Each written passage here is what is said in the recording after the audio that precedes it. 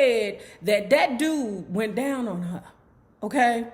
That was the first time that some man went down on her and showed her the glories of, what is this, the congolinkas? What is it? What is it, the women, congolinkas?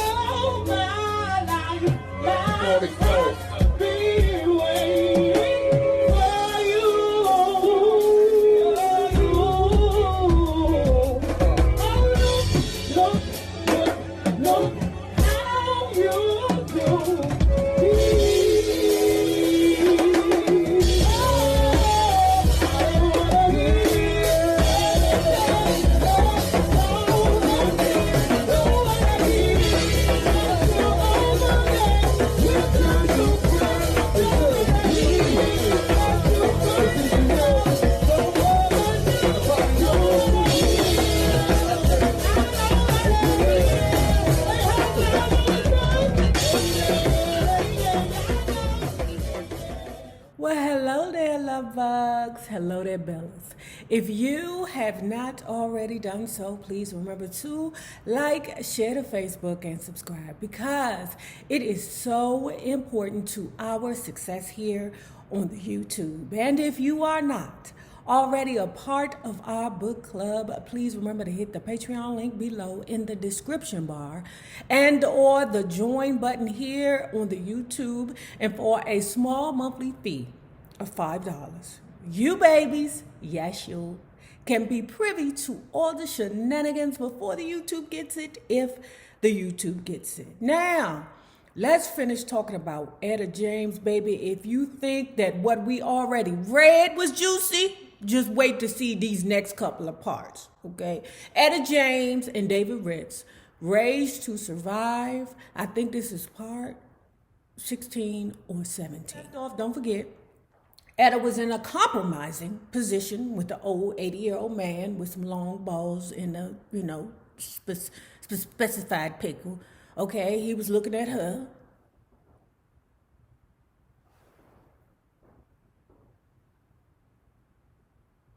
Basically, you gonna get down there and you gonna suck it. Etta James said, oh no to the glory. I done gave up marijuana. I done gave up everything. I done gave up juggy. I done gave up it all. Today, I went to see Leonard Chess, who'd been saying my habit would take me out. You're gonna die, he warned, unless you get help. Okay, I said to Leonard, still feeling the humiliation of my encounter with Fred. Help me. Okay. Leonard arranged for me to go to Stern's convalescent home, where one of the physicians, Dr. Stewart, was the brother of Art Tatum, the great jazz pianist. He was the physician who carried him with unusual dignity.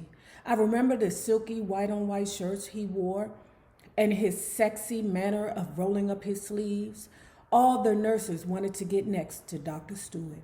He was an expert on drug detoxing, and as it turned out, the man who saved my life. The home was in Harvey, Illinois, just outside of Chicago. The first days weren't bad. Dr. Stewart didn't believe in cold turkey. He wanted me to cut back using the stuff I was accustomed to. So he had John Lewis tell him how often and how much I'd been shooting, and actually had John mix up a batch of heroin to help me withdraw gradually. At the home, I took my injections intravenously, but by the fourth night, they had to shoot it in my muscle since my veins were too damaged. So while she was also there, she found out some alarming news, okay? She said one night she couldn't turn her head, she couldn't move, she couldn't do anything. She was just stuck there. She got physicians, and you know when things start looking bad, especially if you in a sanctified hospital like a Holy Cross or a St. Jude or something like that. You know when the clergy come in your room. I hate to tell you this, guys, but it's the truth. Whenever you see the clergy, hey, we don't know what's next. Like saying to herself, what the fuck is going on here? What in the world is going on here? Suddenly she starts convulsing. Okay? She don't know what's going on. She ain't never had this happen to her before. She said her body is twitching in all kinds of different positions like she was possessed. Okay, and she's saying to herself, wait a minute, is this an exorcism? What is going on? Next minute you know she in an ambulance headed to another place, okay, that is more equipped to handle what is going on with her body right now. When we got to the hospital, they wheeled me on an elevator. And who should be there but Dr. Cohen, the cute little physician who never understood how hooked I'd become. My God, Etta, he said in his Yiddish accent, what happened to you? I couldn't even speak. With my eyes, I let him know that I appreciated his concern. Remember the doctor? You know, all three of the people, it was the beautiful girl, Barbara. That lady is beautiful, okay? If that was the one who she was laying around in her underwear with, shooting dope and painting her fingernails with, and also, you know, they could have been, you know, bumping pocketbooks but losing change. But remember, you know, John Lewis had walked in there, you know, while it was three of them strung out, you know, then used up all the drugs of the drug dealers, you know. And John Lewis was like, oh, y'all hooked. I'm about to call the doctor. The doctor that John Lewis called was Dr. Cohen. Dr. Cohen said that they just had a bad case of indigestion. How the fuck does indigestion look? Dr. Stewart saved my ass. Years later, he told me I had made the medical books as only the second person in the state of Illinois to have survived tetanus. He told me I'd contracted it from dirty needles. Tetanus? Tetanus? Oh my God, that's why she was having seizures. At long last, I was no longer dirty. I remained in the hospital another couple of weeks. John Lewis came to see me. A girl named Gertrude, who had once been with James Brown, started assisting me. I had a good group of nurses 24 hours a day. Leonard Chess and Dr. Stewart urged me not to go to the same environment. They set it up so I could live in connecting apartments with one of the hospital nurses. Listen, people who love you, that ain't junkies do for you. They don't want to see you go back to that place because there's so many triggers there. You know what I'm saying? You got so many people that thinking, oh, I'm strong. I got it. Okay, next minute you know they looking over at Pepe. Okay, Pepe over there tying one off. Next minute you know he nodding. Etta start itching. Oh, shit. As we will see. Dr. Stewart took me to Pershing Lounge on the south side. We were listening to Ahmad Jamal dancing through the changes of Poinciana. It was heaven hearing jazz so light and free. Folks came over and said, Etta, my, you look good. You look like $1,000,000. I was sipping a 7-Up and needing nothing more. Dr. Stewart was concerned. Do you think you can handle being on the outside, he asked. Oh, sure. I was confident, overconfident. I wasn't thinking about drugs, only about New York and getting out of the car and having all these people, Etta. She think about all of that because, you know, she got her a brand new sexy frame. You know, Etta James had been struggling with her weight her whole life. Okay, I know a lot of people that say them drug diets will give you exactly what you need to lose the weight. I was on my way. I was at O'Hare Field walking to my gate when I ran into Aretha rushing in the other direction. Ooh, wee girl, she said. You look fabulous. Thanks, I said. You're looking good yourself. We were about the same weight. I've never seen you look so fit, Aretha added. What's been happening? I quickly ran down the hospital story. Keep up the good work, Etta, Aretha said before running off to catch the plane. My fantasy was coming true. A cab dropped me off at the Cecil Hotel in Harlem. Downstairs was the great Minton's Playhouse where Miles and Train would be jamming. That's where I wanted to be. In the lobby, I saw John Lewis. He was shocked. Thought you were supposed to be recovering in Chicago, he said. I am recovering. Sure you don't need more time? Sure, I'm sure. Well, Dr. Stewart sure has you looking good. Last time John saw me, I was still in the Michigan hospital. Look, John said, I gotta go to 125th Street. Wanna ride with me? Okay. I got into the car, and after a few blocks, John pulled out a little bag. Let me tell you about this nigga, John. I don't know how to feel about John, okay?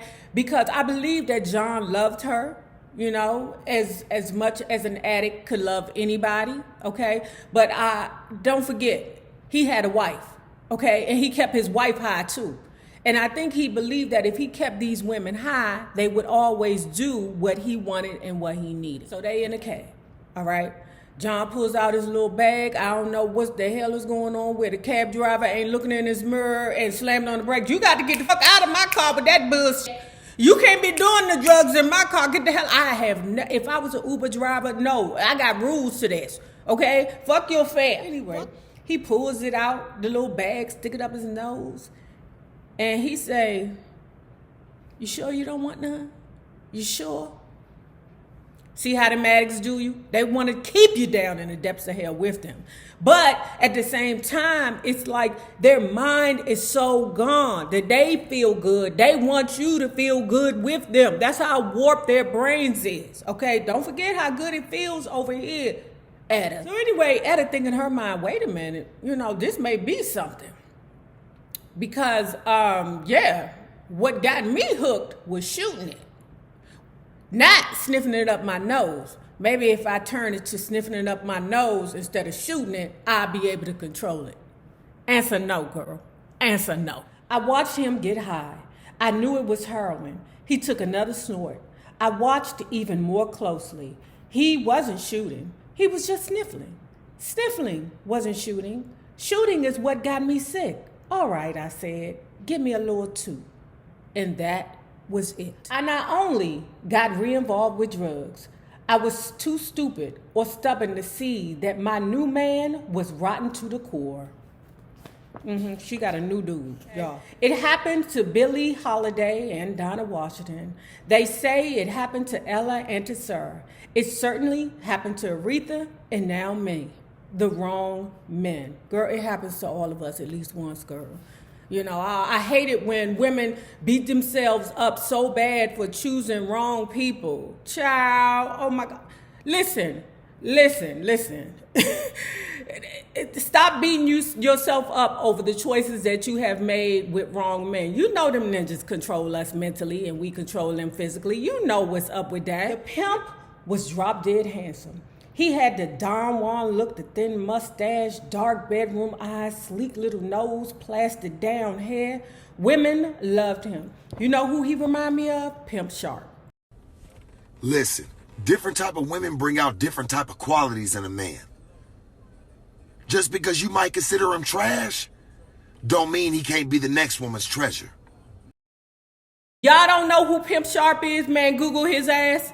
He is fine as booty cool. He remind me of this bulldagger back home or the Jesus. I cannot talk about this bulldagger. But anyway, this bulldagger, woo, baby, I love my wife. I love my wife to death, but it is what it is, okay? I remember this bulldagger when she was a tenderoni, okay? Now, she might be a little haggled down, okay, because life didn't whoop her ass. You know, she didn't put a couple of bodies in the ground and stuff like that. But she was a very attractive girl. Pimp Sharp, very, very attractive.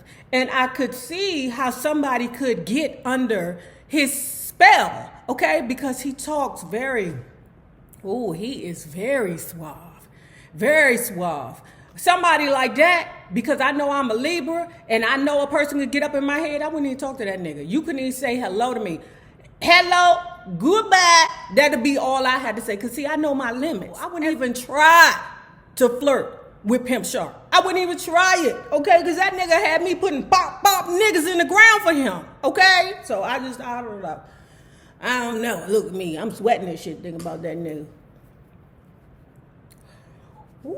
Women loved him. He had a reputation for violence. They said he killed his last girlfriend. They also said that at age 14, he killed a man. I heard all the stories, but stories didn't stop me from going with him. The stories all excited me. It excited you that he killed his last girlfriend, girl?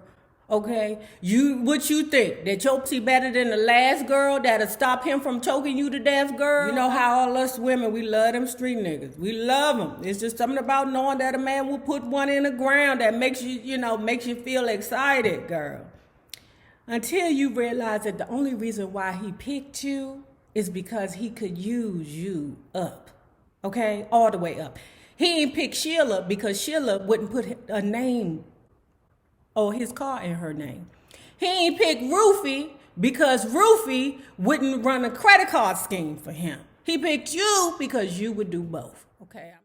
Now, she says she met him up in Harlem at this place called Pops and Ike's. I met the pimp there. He walked up to me and said, "Don't go to strangers, darling, come to me." That was the name of Etta Jones's big jazz hit. Mixing me up with her should have warned me, but I was too dizzy to see the signs. Besides, the sex was good. Good sex will mess you up. Now dig this, right? He came over to her singing the wrong lady's song, okay? And she ain't stop him. She ain't go, "That's not me, that's Etta Jones." She didn't do that, okay? She didn't care. It was just the point that he came over singing a song to her, okay? And she just said that the ding dong was good, okay? Let me tell you why. Because this dude, she won't say his name now. She won't say this nigga's name. But if you was to ask me if Pimp Sharp was reincarnated, it would have been from that nigga. She said that dude went down on her, okay? That was the first time that some man went down on her and showed her the glories of, what is it, the congolinkas? What is it? What is it for women, congolinkas? What is it? I don't know, okay? But he got up in her head, and if you ain't never had that happen to you before, I mean, I get it, girl. Remember when I told you John Lewis, that wasn't worried about Harvey Fuqua at all? Because remember, she used to buy him little diamonds and, a high five, if you don't know what a high five or what is they used to, a stereo component set or whatever. John Lewis wasn't worried about the Harvey Fuqua, okay? John Lewis is worried about this nigga. As an ex-pimp, John knew the type he was. John said, "Look at her. This man works women for money. It's his living. Pimping is serious business for him. Plus, he has a reputation for beating women. He's hardcore, Etta." John was so worried, he gave me a pistol for protection. Girl, that ain't telling you nothing? That ain't telling you that nigga is worried for your life, God? We've been getting along except for the issue of heroin. As an ex-junkie, he prohibited me from using the stuff. I said I'd swear it off, but my passion for shooting smack was such that I wasn't able to give it up for anyone. I'd sneak when I could, okay? Now keep this in mind. She said that he was an ex-heroin addict, okay? She didn't say the name of the nigga, but I'm assuming it's Pimp Sharp reincarnated, okay? She's saying that he was an ex-heroin user, okay? So when he wasn't around, she turned one off or however she putting it in her body at that point, okay? I can't recall whether she said she was shooting dope or whatever it was, okay? One day the dude came in the house, smelled heroin, smelled like junkie in here. "Did you shoot up today?" Answer no, baby, answer no. When I say that he whooped her ass, okay, I'm not gonna go through it, but he whooped her ass, okay? Ninjas always looking for a reason to whoop ass, all right? But he broke that girl down.